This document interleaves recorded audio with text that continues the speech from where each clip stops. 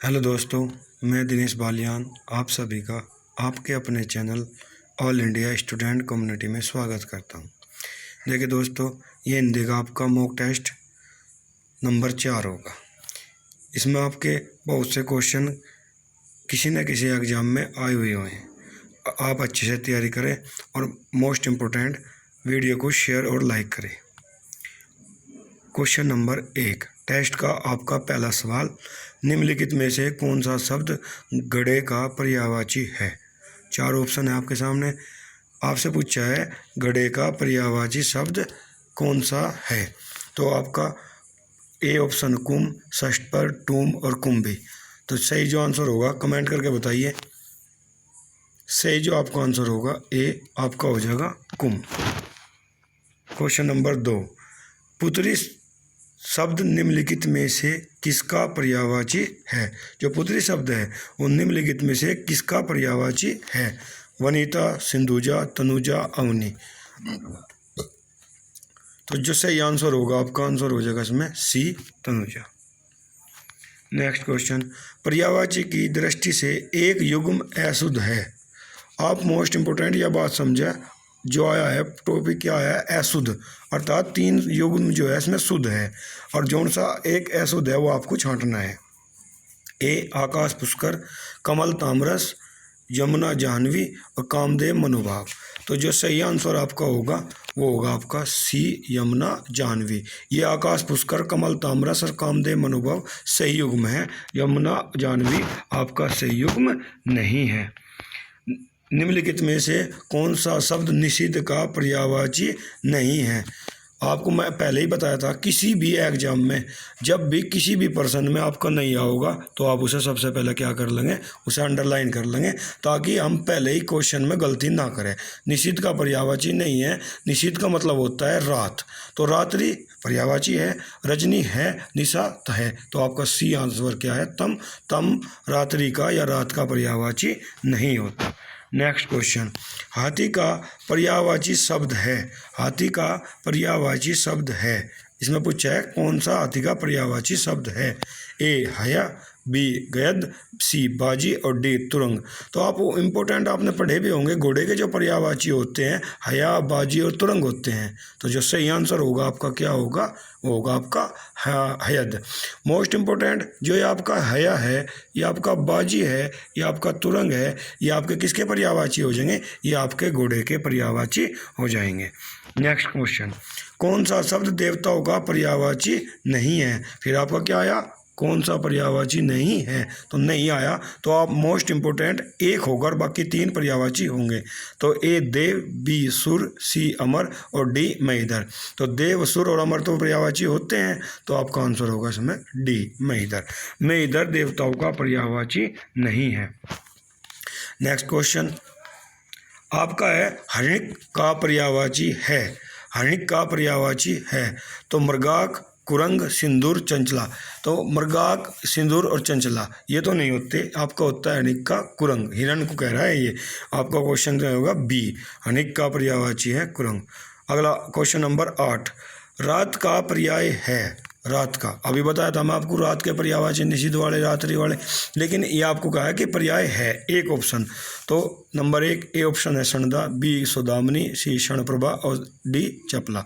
इसमें आपसे एक ही ऑप्शन पूछा रहा कि आपका क्या है। तो सौदामिनी तो बिजली का होता है, चपला भी बिजली का होता है। ए ये आपका सही हो जाएगा, आपका सही आंसर हो जाएगा ए सनदा। सनदा क्या है, रात का पर्याय है। अब देखो जी, निम्नलिखित प्रश्न में एक शब्द के 4 विलोम दिए गए हैं, सही विलोम का चयन कीजिए। तो आपका जो क्वेश्चन है एक नंबर है अपमान। अपमान का विलोम छांटना आपको, सम्मान, प्रशंसा, कीर्ति और डी ऑप्शन है आपका मान। तो आपने देखा होगा मान सम्मान ये तो एक ही बात होती है, तो अपमान का क्या हो जाएगा, मान, विलोम हो जाएगा मान, मान अपमान। Question number 2, अनागत। अनागत का विलोम शब्द होगा ए विगत, बी गे, सी आगत या डी समागत। आगत, अनागत आपने पढ़ा भी होगा, तो आपका आंसर जो होगा दूसरे क्वेश्चन का आपका हो जाएगा आगत। नेक्स्ट क्वेश्चन, अमर। अमर का विलोम शब्द होगा ए मृत्यु, बी मृत्यु, सी मरण, डी नश्वर। तो मोस्ट इंपोर्टेंट मृत्यु मरण नश्वर ये तो खत्म होने वाली बात है, तो अमर का मतलब हो जाएगा ए मृत्यु। नेक्स्ट क्वेश्चन है क्वेश्चन नंबर 4। भाई जल्दी से जल्दी आप कमेंट करते रहिए, और मोस्ट इंपोर्टेंट अगर वीडियो अच्छी लगी तो लाइक और शेयर जरूर कीजिए, और सभी बच्चे अपने कमेंट बॉक्स में नंबर जरूर बताएं कि लगभग आपके टेस्ट में, इस मॉक टेस्ट में कितने में से कितने नंबर आए। क्वेश्चन नंबर 4, आस्तिक का विलोम शब्द होगा अनिश्वरवादी, नास्तिक, अंधविश्वासी, रूढ़िवादी। तो आपको पता है भगवान को मानने वाला और भगवान को न मानने वाला, ये 2 पॉइंट होते हैं। तो नास्तिक आपका क्या है, नास्तिक आपका सही हो जाएगा। आस्तिक का विलोम शब्द होता है नास्तिक। Question number next question number 5, आदि का विलोम शब्द होगा, आदि है, आदि का विलोम शब्द होगा ए प्रथम, बी इति, सी अंतिम या डी अंत। तो आदि अंत, तो आपका ऑप्शन हो जाएगा इसका डी। ये सिंपल ही क्वेश्चन है, ज़्यादा आपके क्वेश्चन ये भारी नहीं है, फिर भी आप एक बार अच्छे से ट्राई करें ताकि अच्छे से समझ में आ जाए। क्वेश्चन नंबर 6, आह्वान का विलोम शब्द होगा, तो ए विसर्जन, बी एकर्थ, सी संगठन या डी संगठन। तो आह्वान का क्या हो जाएगा, आह्वान माने होता है एक तरह से बुलाना, और विसर्जन का मतलब होता है निकालना या बहाना। तो विसर्जन आपका सही आंसर होगा किसका, क्वेश्चन नंबर 6 का। क्वेश्चन नंबर 7, अतरंग, अतरंग का विलोम शब्द होगा, अतरंग का विलोम शब्द होगा ए ऊपरी, बी बाहरी, सी बहिरंग या डी बाह्य। तो मोस्ट इंपोर्टेंट अतरंग बहिरंग। क्वेश्चन नंबर 8, अग्नि का विलोम शब्द होगा, तो भाई ये तो बताने की जरूरत नहीं, अग्नि का क्या होता है, अग्नि का होता है जल। अनुग्रह का विलोम शब्द होगा, तो आपको पता ही है अनुग्रह का ए आग्रह, बी वर्ग, सी व्यथित और डी होता है विग्रह, विग्रह अनुग्रह। तो आपका आंसर हो जाएगा क्वेश्चन नंबर 9 का डी विग्रह। नेक्स्ट चलते हैं, ये आपका जो क्वेश्चन है, ये आपके क्वेश्चन है आपका अंधों में काना राजा, अर्थात लोकोक्ति आपने पढ़े होंगे या फिर पर्यायवाची पढ़े होंगे। ये पर्यायवाची पढ़े आपने, विलोम शब्द पढ़े। इसके बाद में जो आपका ये क्वेश्चन आ गया है, ये आ गया आपका मुहावरे लोकोक्ति वगैरह से। तो क्वेश्चन नंबर ये आपका 4 है। वैसे आपका ये जो पूछ रखा है, आपसे पूछ रखा है अंधों में काना राजा, अंधों में काना राजा का अर्थ है, तो ए ऑप्शन है अज्ञानियों में अल्प ज्ञान वाले का सम्मान, या बी ऑप्शन है विद्वानों की सभा में मूर्ख का सम्मान, सी है मूर्खों द्वारा विद्या की पूजा करना, या डी है दुष्टों की सभा में सज्जन का सम्मान। तो अंधों में काना राजा का मतलब है कुछ सारे व्यक्ति क्या है, अनपढ़ है, उसमें से थोड़ा घना कोई पढ़ा लिखा है, तो क्या हो जाएगा अज्ञानियों में अल्प ज्ञान वाले का सम्मान। जो बिल्कुल मूर्ख है उनमें कोई थोड़ा घना भी पढ़ा लिखा है तो उसका सम्मान। अंधों में काना राजा का अर्थ हो जाएगा।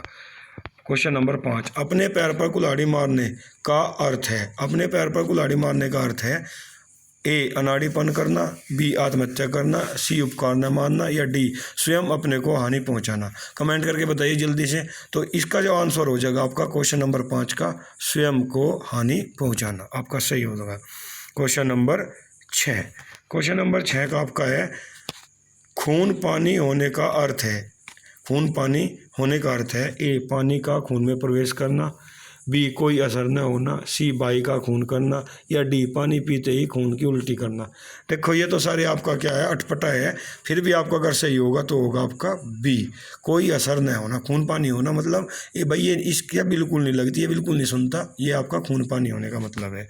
क्वेश्चन नंबर 7, अंगूठे दिखाने का अर्थ है, अंगूठे दिखाने का अर्थ है, अंगूठे दिखाने का अर्थ है इनकार करना, बी मजाक उड़ाना, प्रसन्नता प्रकट करना, नृत्य की मुद्रा। तो नृत्य की मुद्रा तो होती ही नहीं, ये तो बिल्कुल क्लियर है। मैं आपको एक बात और बताऊं, जब भी आपके सामने 4 ऑप्शन आते हैं और आपको सही ऑप्शन नहीं पता तो लगभग आप कोशिश क्या कर सकते हैं, जो उसके गलत है आप उन्हें काटना शुरू कर दो। अंगूठे दिखाने का क्या अर्थ है, नृत्य की एक मुद्रा, गलत। प्रसन्नता प्रकट करना तो अंगूठे दिखाएगा, प्रसन्नता प्रकट हो ही नहीं सकती। तो मजाक उड़ाना, तो प्रसन्नता और मजाक तो एक ही बात है, तो ये भी नहीं हो सकता। तो भाई सीधा उत्तर के आगे निकल गया ए, अंगूठे दिखाने का मतलब है इनकार करना। आप ऐसे भी किसी क्वेश्चन को कर सकते हो। नेक्स्ट, उल्लू सीधा करने का अर्थ है, उल्लू सीधा करने का अर्थ है ए ठगना, बी उल्लू पालना, सी खुशामंद करना या डी अपना काम निकालना। तो फिर भी आप जैसे आपको चला, अगर आपको याद है तो सीधा आप उत्तर करेंगे कि उल्लू सीधा करने का अर्थ है अपना काम निकालना। नेक्स्ट क्वेश्चन, माथा ठनकना का अर्थ है ए भयभीत हो जाना, बी हिम्मत आ जाना, सी क्रोध आना या डी अनिष्ट की आशंका होना। तो देखो भाई, जैसे ही आपको पता चला किसी की दुर्घटना होगी, या कहने लगा यार मेरा तो पहले ही माथा ठनकना था, तो ये ऐसे उदाहरण आते हैं, ये मुहावरे बोल दे जाते हैं। तो क्या है, भयभीत नहीं होना है, हिम्मत आ जाना, क्रोध आना, ये तो नहीं होने का। आपका सही आंसर क्या हो जाएगा, डी अनिष्ट की आशंका होना, अर्थात कुछ बुरा होने की आशंका होना। नेक्स्ट क्वेश्चन आपका सामने है, क्वेश्चन नंबर 10, ध्यान से पढ़ें। ठीकरा फोड़ने का अर्थ है ए जोर जोर से हंसना, बी दुखी होना, सी किसी के सर झूठा दोष लगाना या डी बर्तन तोड़ना। आपका आंसर जो होगा इसका, क्वेश्चन नंबर 10 का आपका आंसर हो जाएगा सी किसी के सर झूठा दोष लगाना। पेट में दाढ़ी होने का अर्थ, पेट में दाढ़ी होने का अर्थ है धूर्त प्राणी होना, रोग ग्रसित होना, पेट तक लंबी दाढ़ी होना, देखने में सीधा किंतु चालाक होना। तो हम कह सकते हैं कि पेट में दाढ़ी है वो आपका क्या हो जाएगा, देखने में सीधा किंतु चालाक होना, पेट तक लंबी दाढ़ी होना, रोग ग्रसित होना या धूर्त प्राणी होना। आप कमेंट करिए, जल्दी से जल्दी बताइए। आपका जो आंसर होगा ए होगा धूर्त प्राणी होना, पेट में दाढ़ी होना, धूर्त प्राणी होना। या ये वीडियो आपकी आज यहीं समाप्त होती है। अगर वीडियो अच्छी लगी तो लाइक कीजिए, शेयर कीजिए, और हिंदी से जुड़ी हुई कोई भी समस्या हो तो आप सोमवार, मंगलवार और बुधवार 12 से 1 लाइव क्लास ले सकते हैं। मेरी जो क्लास होती है वो ऑल इंडिया स्टूडेंट कम्युनिटी हमारा चैनल है, यहाँ पे होती है। ये आपसे, आपके पास अगर कोई भी एग्ज़ाम की आप तैयारी करना चाहते हैं या आपको किसी भी एग्ज़ाम में हिंदी संबंधित कोई भी समस्या है तो आप बेफिक्र होकर आप अपनी सलाह ले सकते हैं मुझसे। ओके, धन्यवाद।